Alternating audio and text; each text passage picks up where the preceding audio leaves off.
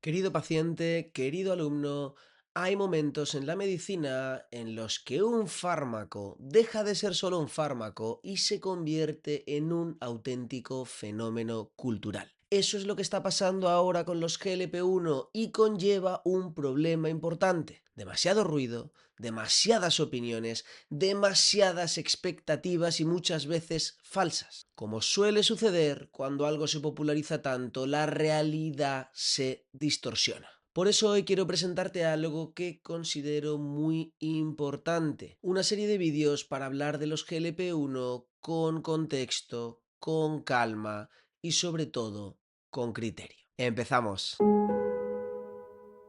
Muy bien, pues bienvenido a esta primera sesión, en realidad la sesión número 0, en la que voy a explicarte de qué va a ir esto de GLP-1 con criterio, porque lo que está clarísimo es que es una conversación muy necesaria.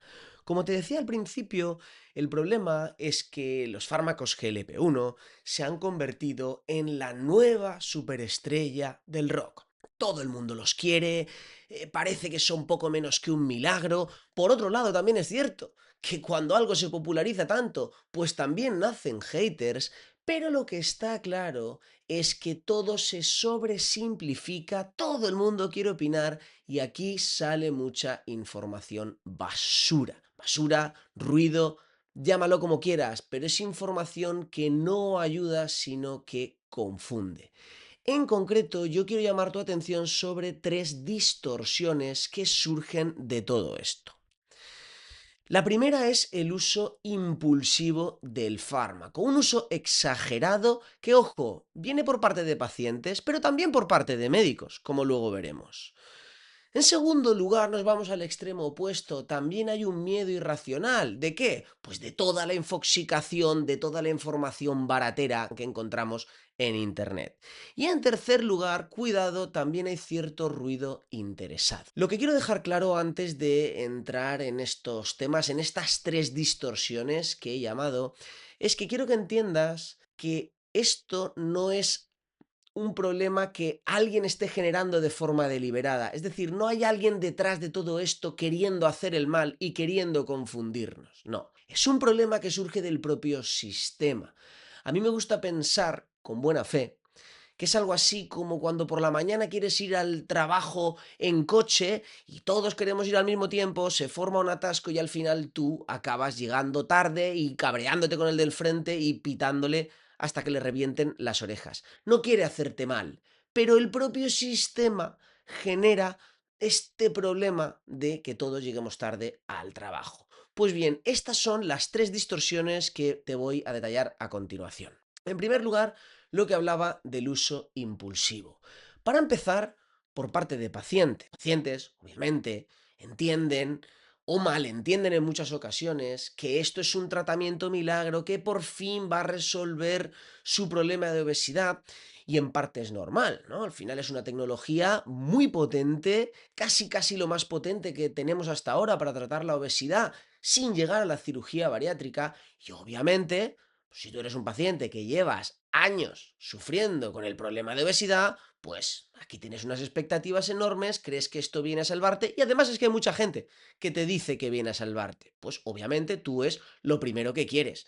Y no solo lo quiere los pacientes que tienen obesidad, sino que lo quiere gente para entrar en el vestido de boda o para perder 5 kilos y estar más guapo este verano. Claro, hay un claro, quizá no tanto sobreuso, al menos en mi consulta, pero sí que hay un exceso de demanda. Hay mucha gente que quiere el fármaco sin realmente necesitarlo y muchas veces es simplemente porque nadie les ha explicado bien la balanza riesgo-beneficio. No es gratis utilizar el fármaco y no hablo de dinero, hablo de contraindicaciones, de riesgos y lo que siempre digo, ¿no? La balanza riesgo-beneficio tiene un beneficio, pero tiene riesgos. Y ojo, estoy hablando de pacientes que no acusando. Como digo, esto es un problema que genera el propio sistema. Pero es que resulta que además también viene el problema directamente desde los médicos. Para muchos médicos, esto es un juguetito nuevo, son niños con un juguete nuevo que obviamente quieren usar. Ojo, de buena fe, los médicos quieren ayudar. Pero de nuevo, el sistema genera efectos inesperados y ahora resulta que tenemos a neumólogos, a ginecólogos y a traumatólogos que no tienen ni idea de obesidad porque no les interese, porque no es su trabajo, recetando este tipo de fármacos sin nada más. Ah, pues oye, pínchese usted, señor, este fármaco que va a perder un montón de peso y ya verá qué bien que va. Claro, pero es que el fármaco es una parte del tratamiento, una parte muy pequeña, y todo lo demás. Claro, estos profesionales quieren ayudar, de buena fe, pero no saben tratar la obesidad. De nuevo, otra degeneración del sistema que les lleva, como decía, a ser como ese niño con un juguete nuevo que no tiene ojos para otra cosa. Si además le pueden sacar unos euros al tratamiento, pues ya tenemos aquí el problema liado hasta arriba. Segunda distorsión que estoy viendo en mi día a día que se genera con estos fármacos, el extremo opuesto. Si hay un exceso de uso, un uso impulsivo, también hay muchos pacientes que me vienen a mi consulta con un auténtico miedo irracional. Pacientes que ven en TikTok, en Instagram, que les cuenta la vecina que su primo se quedó ciego por utilizar estos fármacos, que en realidad esto nos quiere envenenar la industria y que es poco menos que un veneno. Claro, pues no es que este sea el tratamiento indicado para todo el mundo con obesidad, pero hay muchos casos, muchos pacientes que se pueden beneficiar de él. Y yo siempre lo digo, yo he tenido pacientes gravísimos en la consulta pesando 150, 180 kilos, que les da miedo utilizar el fármaco porque les han dicho que esto es muy malo para el páncreas o para lo que sea. Claro, como decía antes, utilizar el fármaco no es gratis a nivel de efectos secundarios, pero es que quedarte con la obesidad si no consigues tratarla de otra manera tampoco es gratis para tu salud. Como siempre, esto recae en la balanza riesgo-beneficio y es algo que tenemos que mirar al detalle y decidir en conjunto con el paciente, pero también con el médico en consulta. Entonces, desgraciadamente, estoy viendo muchos pacientes que se beneficiarían enormemente de estos tratamientos, pues porque tienen un problema grave de salud y es en los casos en los que está indicado para la obesidad grave, pero que no lo quieren o ni siquiera se lo plantean porque tienen un miedo que sí, que hay que tenerle miedo, que es un fármaco, hay que tenerle respeto, diría yo, pero a partir de cierto grado de gravedad de la obesidad, sin duda, si no conseguimos perder el peso de otra manera, empieza a valer mucho la pena al menos plantearse la posibilidad. Como digo, esto es un fenómeno que deriva del ruido informativo que tenemos a todos los niveles. Y por ahí quiero acabar con la tercera distorsión, el ruido interesado. Que quede muy claro que no quiero acusar a nadie, porque yo soy consciente de que todo este ruido surge simplemente de el puro conflicto de interés. No es gente queriendo hacer el mal, es gente incentivada para sus intereses, para lograr sus intereses y que secundariamente, de refilón, sin quererlo ni beberlo, acaba generando lo que para mí es mucho daño. ¿A qué me refiero? Pues aquí os quiero hablar de tres actores principales.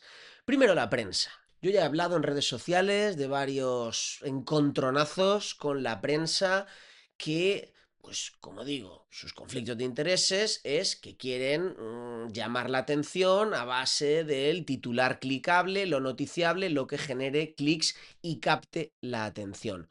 Muy bien, hasta cierto punto. Pero en el momento en el que tú generas ese famoso clickbait, en el que exageras la realidad para ganar un clic a costa de tergiversarla y de asustar a la gente o de decir no falsedades, pero sí medias verdades, pues ahí tenemos un claro conflicto de intereses. La prensa quiere captar tu atención a costa de no decir del todo la verdad.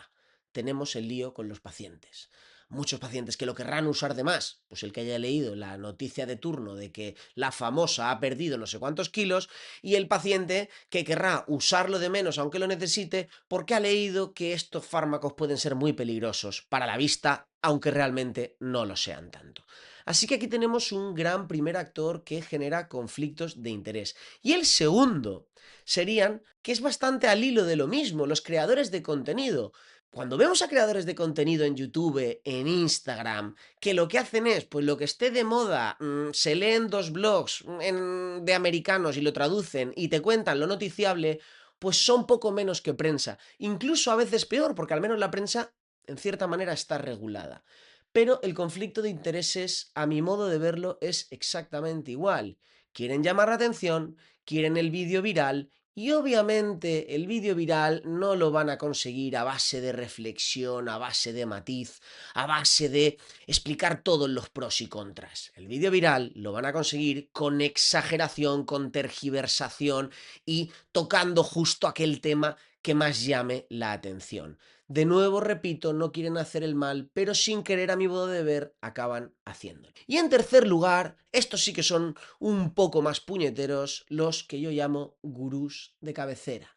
¿A qué me refiero? Pues, ¿sabes ese tertuliano que cuando hubo la pandemia sabía un montón de COVID y luego cuando tuvimos el problema del volcán, de repente se habían convertido en vulcanólogos? Pues las redes sociales están plagadas de este tipo de personajes, ¿no? Gente que hoy sabe mucho de dieta keto y cuando la dieta keto se pasa de moda, ahora resulta que saben un montón de fármacos o pues el año que viene serán súper expertos en otra cosa. Básicamente, lo que esté de moda son un poco capaces de recetártelo todo y de hablar de todo, como un buen médico de cabecera, pero digamos que sin esa parte de medicina, de seguimiento, de longitudinalidad, de conocer al paciente, sino simplemente a nivel de narrativa, de discursito generador de clics. Y en eso os digo que son muy buenos, ¿eh? Son muy buenos haciendo ganchos, llamando la atención y consiguiendo viralidad. Pero lo único que están haciendo es explicar el contenido de moda de nuevo sin matiz. Es cierto que a esta gente yo le atribuyo un poquito más de maldad, porque muchas veces además quieren venderte su método mágico. ¿Qué casualidad es justo el que necesitas? Por supuesto que no, simplemente es su método. Porque ahí está muchas veces el problema que yo siempre les atribuyo a los gurús de cabecera. Ellos te venden lo suyo. No lo que tú necesites. No es que conozcan tu caso, lo valoren de cerca y te ofrezcan la mejor solución. No, no, no. Ellos te ofrecen su método, su producto. Y obviamente te van a decir qué es lo mejor. Pues en esta guerra de qué es lo mejor, qué es lo peor a nivel de narrativa y de discursito facilón de internet, por supuesto, se han visto afectados todo esto de los GLP-1, tanto para bien como para mal. Así que, por favor, mucho cuidado con estas tres distorsiones, porque, como digo, generan ruido que sí puede acabar haciendo daño. Como resumen de todo esto, como puedes ver, el problema no es la falta de información, sino la falta de criterio. Nadie habla de qué son y qué no son este tipo de fármacos, que por cierto lo segundo muchas veces es más importante.